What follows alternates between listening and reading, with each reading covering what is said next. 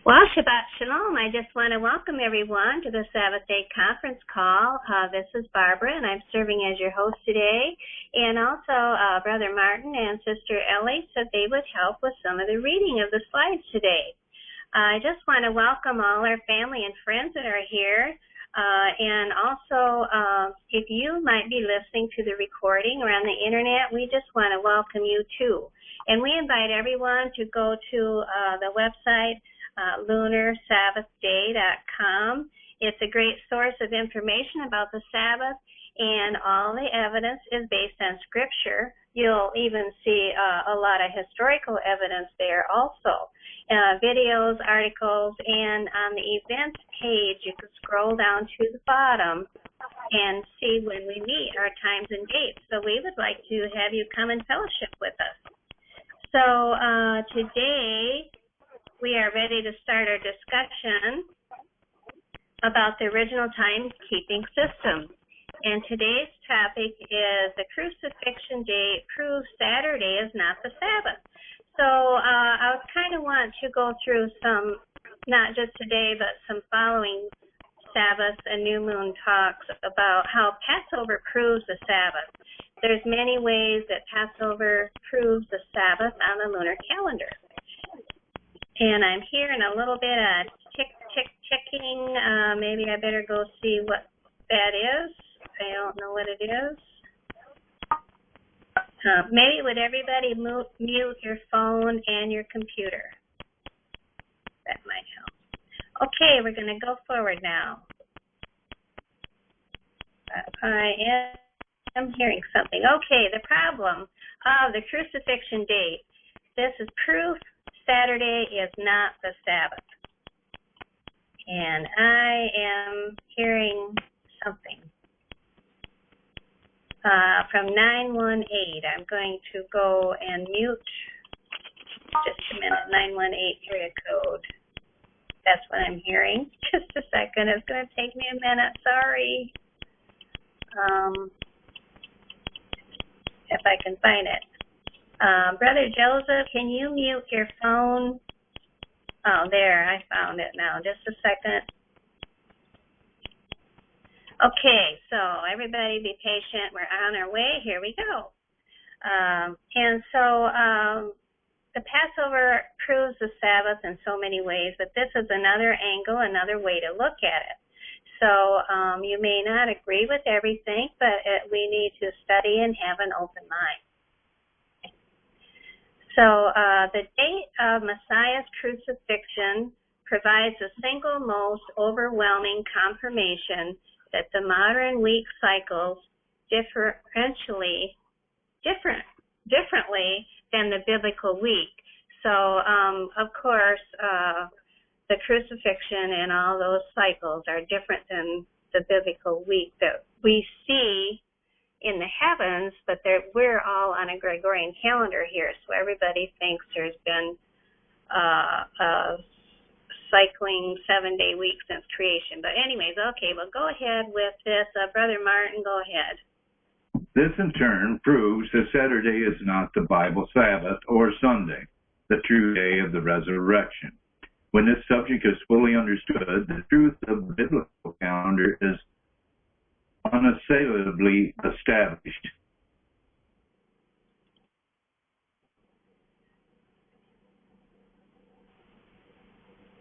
The reason the Ellie? facts on Daniel's timeline are important is because they hold the key to the single largest piece of evidence that the modern week has not cycled continuously and without interruption ever since creation. Okay, so Daniel 9 contains the information needed to pinpoint the exact year of the Messiah's crucifixion.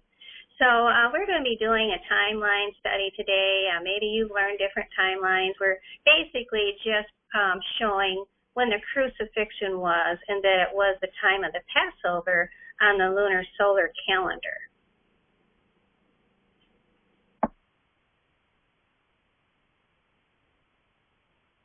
Brother Martin?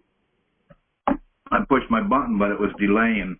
It is so precise and accurate that rabbinical tradition actually produces or pronounces a curse on anyone who would use it to calculate Messiah's coming, because it reveals that he has indeed come already.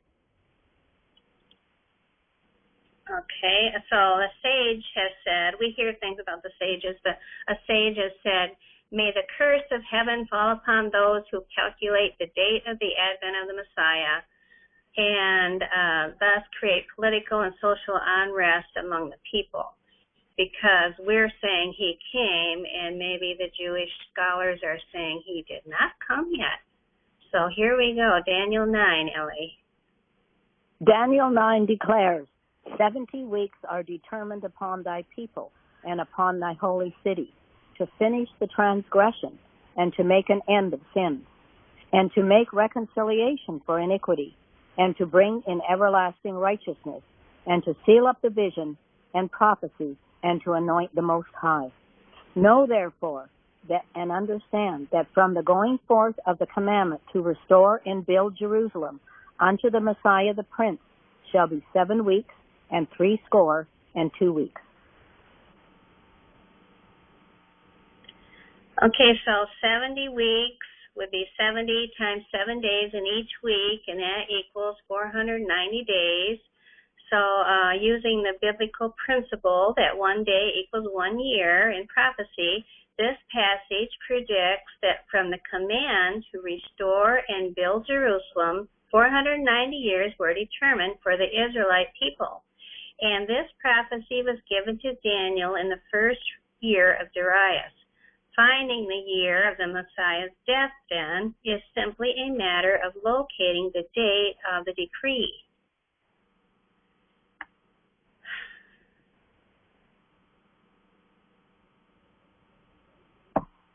You want me to read that above too? Yes, go ahead. There are 4 events which can be taken as answering to the commandment to restore and build Jerusalem. These are the degrees of Cyrus for the rebuilding of the house of God, 536 BC, Ezra 1 through 4. 2. The degree of Darius for the prosecution of that work which had been hindered, 519 BC, Ezra 6, 1 through 12. The degree of Anaxagoras to Ezra, 470 BC, in Ezra 7. The commission to Nehemiah from the same king in his 20th year, 444 BC, Nehemiah 2. Okay, so there's 3 or 4 events that could be taken to the commandment to restore and build Jerusalem, but we're going to be showing 457 BC and some evidence for that. So the year 457 BC and its importance. Go ahead, Ellie. Dating from the first 2 of these decrees, the 70th prophetic weeks, or 490 literal years, would fall many years short of reaching even to the Christian era. Besides this, these decrees had reference principally to the restoration of the temple and the temple worship of the Jews, not to the restoration of their civil state and polity, all of which must be included in the expression to restore and build Jerusalem. Okay, so the decree of 457 BC, the date for the beginning of the 70 weeks prophetic time, or 490 years literal time, must be one of the last 2 decrees.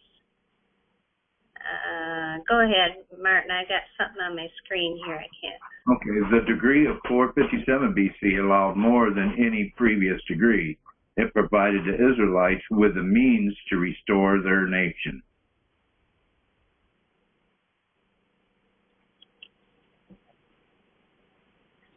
So I don't know how much you guys have studied this, but it's been a big study in the church I came from 25 years ago. But in most churches, they do a timeline, but Okay, in 457 BC, a decree was granted to Ezra by the Persian Emperor Artaxerxes Longimanus to go up to Jerusalem with as many of his people as were minded to go with him.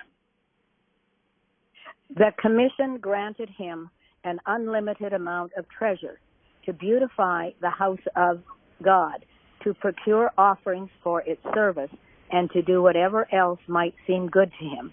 It empowered him to ordain laws, set magistrates and judges, and execute punishment, even unto death. In other words, to restore the Jewish state, civil and ecclesiastical, according to the law of God and the ancient custom of that people. Inspiration has seen fit to preserve this decree, and a full and accurate copy of it is given to Ezra, and I guess it's chapter 7. This decree is recorded not in Hebrew, like the rest of the book of Ezra, but in the official Chaldaic or Eastern Aramaic. Thus we are referred to the original document by virtue of which Ezra was authorized to restore and build Jerusalem. Okay, so the 457 decree was the only one that gave authority for the Jews to govern, have judges, and all those things along with the decree. So it was a complete decree. So Nehemiah goes to Jerusalem. Here's another part of it. 13 years later, 444 BC, Nehemiah received permission from the same king to go to Jerusalem. Permission was granted to him personally, but there is no record of any additional directive. Therefore, therefore, of the 4 degrees, the only one which fits the parameters of Daniel 9:24 is the 3rd degree in 457 BC. It now becomes a simple math equation: 490 minus 457 plus 1 equals 34. 457 is subtracted from 490 because it is BC. 1 year must also be added because there was no 0 year. The last year of this 490 years time period was especially determined for the Israelites was AD 34. In AD 34. Intense persecution drove the early Christians from Jerusalem, and the gospel was taken to the world. Okay, so Daniel 9:26, and after 62 weeks shall Messiah be cut off, but not for himself, and the people of the prince that shall come shall destroy the city and the sanctuary, and the end thereof shall be with a flood, and unto the end of the war desolations are determined. Verse 26 of Daniel 9 refers to Messiah being cut off, or in other words, making a covenant. This is the end of Messiah's 3.5 years of public ministry, which began in the fall of AD 27. 3.5 years later, in the spring of AD 31, Messiah was crucified on Passover.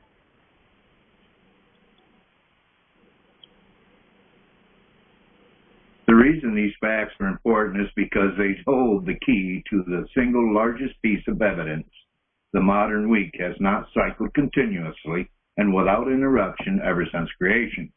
When the fact of luni-solar calendation are brought to AD 31, it is found that Passover, the 6th day of the biblical week, corresponds to Wednesday of the Julian week. Okay, and then there's a calendar up here, a biblical calendar showing Passover is the 14th day of the month, and it's preparation day. It's the 6th day. And then, of course, AD 31 would put it on a Wednesday. And for those that keep Saturday Sabbath, this has been a very big challenge for them because they can't see AD 31 with a Friday.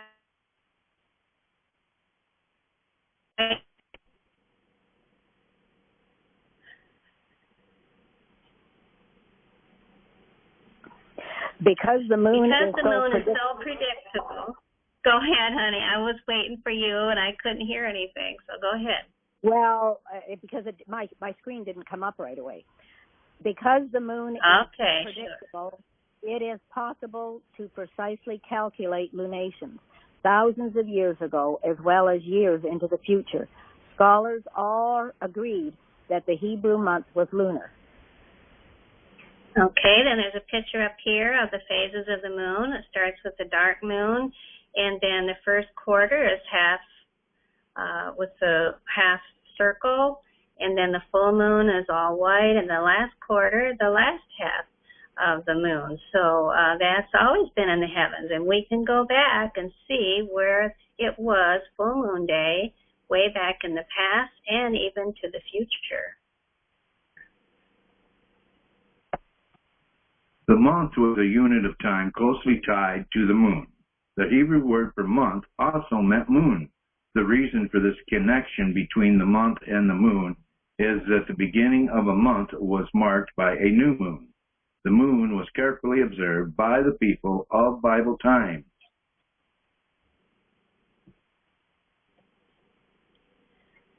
Okay, and the Hebrew month was lunar, beginning with the evening on which the crescent moon appeared, and the first day of the month was called the new moon. That was one quote. There's several quotes here.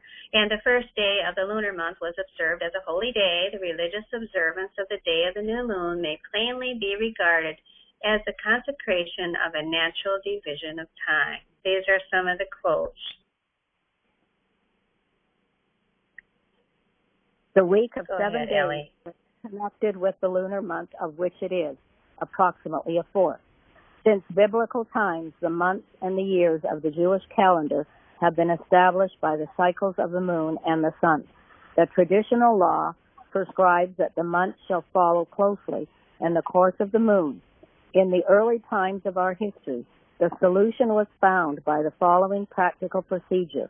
The beginnings of the months were determined by direct observation of the new moon. Okay. The United States Naval Observatory, USNO, provides the date and time for the conjunction closest to the spring equinox as immediately following. The principle of luni-solar calendation applied to AD 31 established Thursday, April 12th as New Moon Day. Abid 1, Leviticus 23:5, provides the date for Passover. Abid 14, when 13 days are added to Thursday. April 12th, Passover falls on Wednesday, April 25th. Okay, so there's an AD April 31 calendar here showing full moon day on a Gregorian calendar on a Wednesday. But, of course, on the Father's calendar, it's the 14th, where it's always preparation day, and it's always the 6th day of the month. So this presents a problem to Saturday keepers because we've always taught that that's how you teach Sabbath, is you show when Passover, when Yeshua was crucified, he rested in the grave on Sabbath and rose on Sunday. And so that's what we were taught, and that's how we taught people about Sabbath. But here's a big dilemma. If Passover was in the middle of the week on a Gregorian Wednesday, which didn't even exist at that time, the church has a hard time proving their dates. So the following charts were compiled with information from the USNO for AD 31, and that's the United States Naval Observatory. So March AD 31, the phases of the moon were on the 5th, it was a quarter, the 12th full moon, the 20th a quarter, the 27th full moon. So the conjunction or black moon occurred on March 11th. So, and I have something over here, brother. Go ahead and read that. I've got something on my screen. The conjunction or black moon occurred on March 11th. This made Passover too early for the barley harvest to be ready for the wave sheaf offering on Abid 16. Consequently, the 13th month, Bidar, was intercalculated to bring the lunar year back into alignment with the solar year. Okay, so it wasn't in March that year. So the 14th in Nisan thus fell on April 25th, a Julian Wednesday, which we know didn't exist at that time. So in the key at the bottom of the chart, the USNO confirms that the full moon appeared on April 25. And so the phases go along with that. So theologians and scholars and astronomers have long wrestled with this contradiction. And the Worldwide Church of God solved it by pointing to the sign of Jonah, claiming that Messiah was crucified on the fourth day of the week and resurrected a complete 72 hours later. Roman Catholics and most other Protestants have simply placed the crucifixion in another year, such as AD 33 or AD 34, where you can find a Gregorian Friday and a Gregorian Saturday that would fit with full moon. Here's about Sir Isaac Newton and what he thought, Ellie. Okay, Sir Isaac Newton, dismissing Julian years that did not align Friday with Abib 14, stated, the years 31 and 35 are excluded because in them the Passion cannot fall on a Friday without making it 3 days after the full moon or 4 days before it. Errors so erroneous that they would be very conspicuous in the heavens to every vulgar eye. Newton had earlier admitted this assumption. I take it for granted that the Passion was on Friday, the 14th day of Nisan, the great feast of the Passover on Saturday, and the 15th of Nisan, and the resurrection on the day following. So he believed 14th was the Passover, the 15th, the first day of unleavened bread, and the 16th was waste sheaf, first fruit.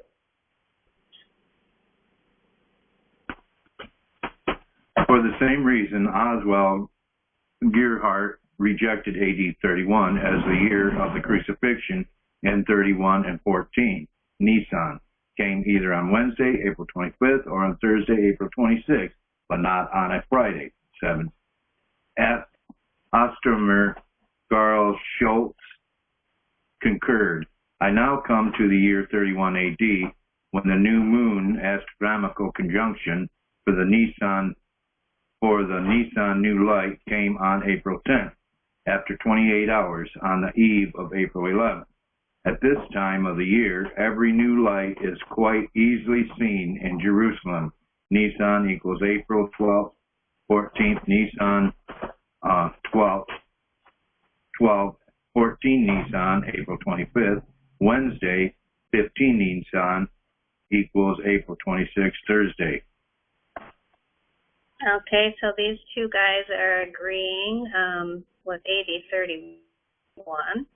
And so the calendar year for 31 in Israel, we show March here and April, and the principles of the lunar-solar calendation apply to AD 31. And so when we know in Leviticus 23, it tells us the date of the Passover. It's the 14th of the month. So when you know when New Moon Day is and you add 13 days, it shows Passover on a Gregorian calendar on the 25th. But, okay, we know there wasn't a Gregorian calendar at that time. If you're new to the lunar Sabbath, we'll be going over that a little bit. So, but a lot of other churches, like Roman Catholics or many Protestants, have put the crucifixion year on AD 33, and here is why. Because they want a Friday and Saturday and Sunday weekend. So that is why they placed it in another year.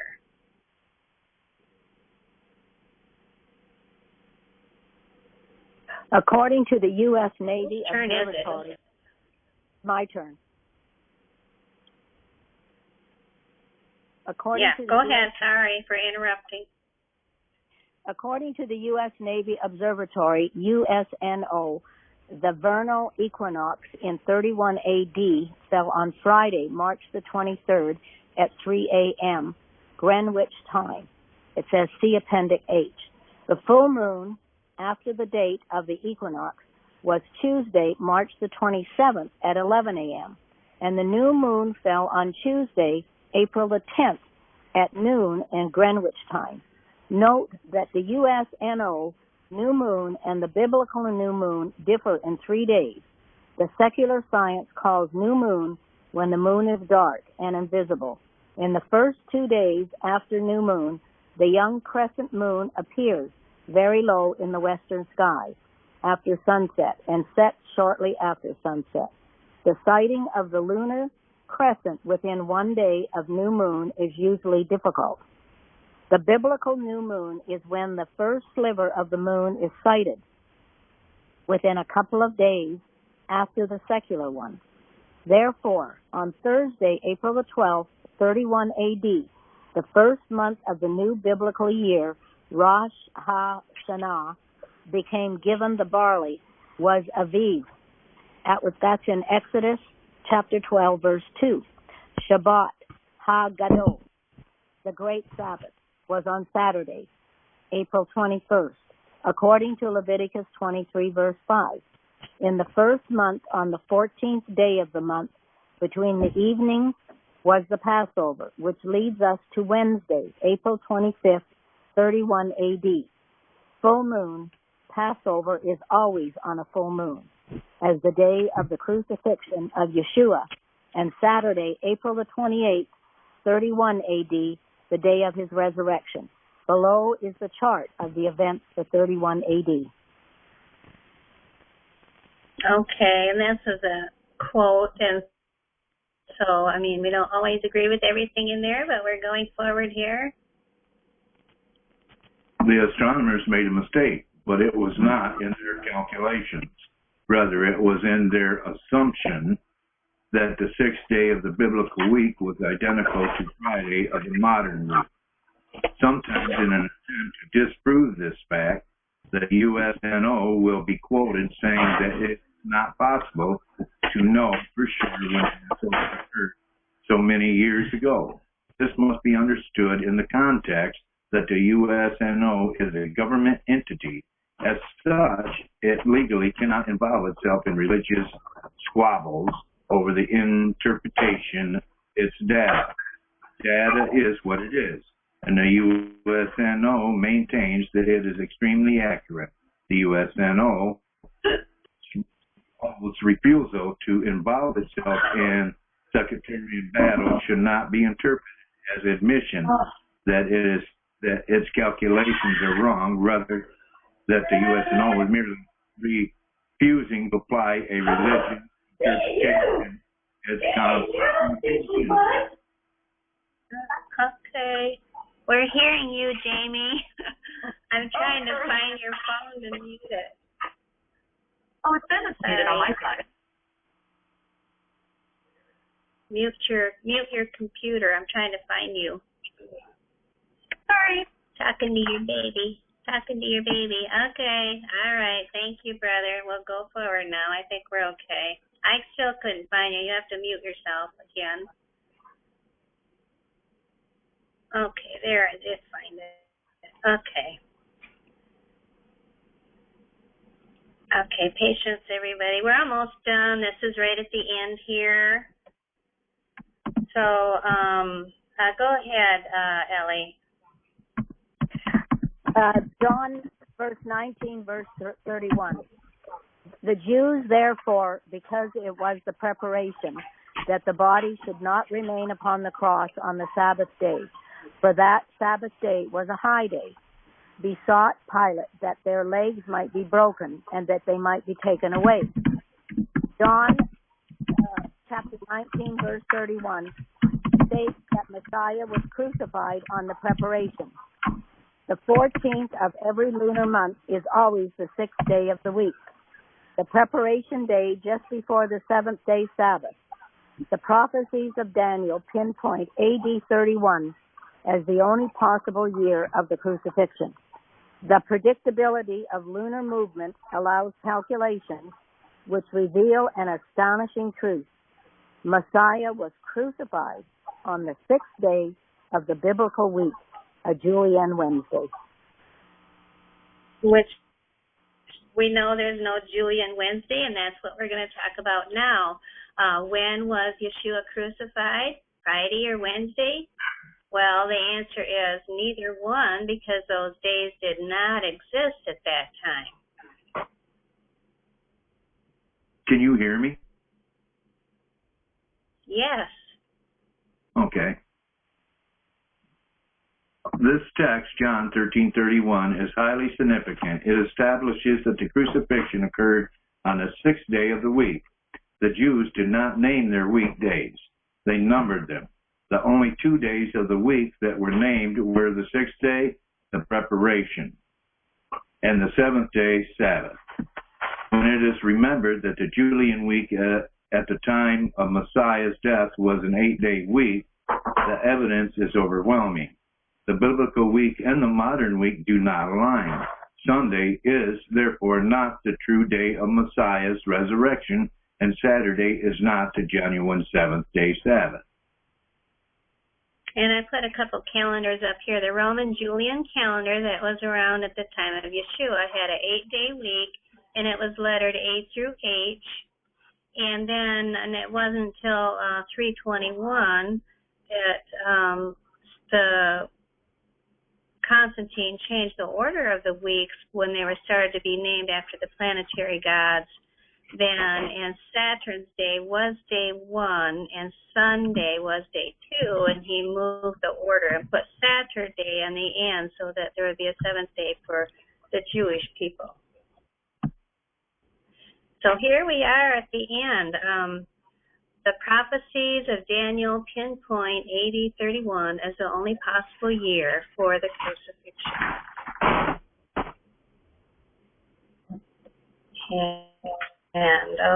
I'm just, whoa, my screen went black. Let's done this up one other time. Okay, so we're going to close for discussion, and I hope this is helpful to those that are watching, but I guess, does anybody have a comment that can go on the recording? And then, if not, I'm going to go ahead and close the recording.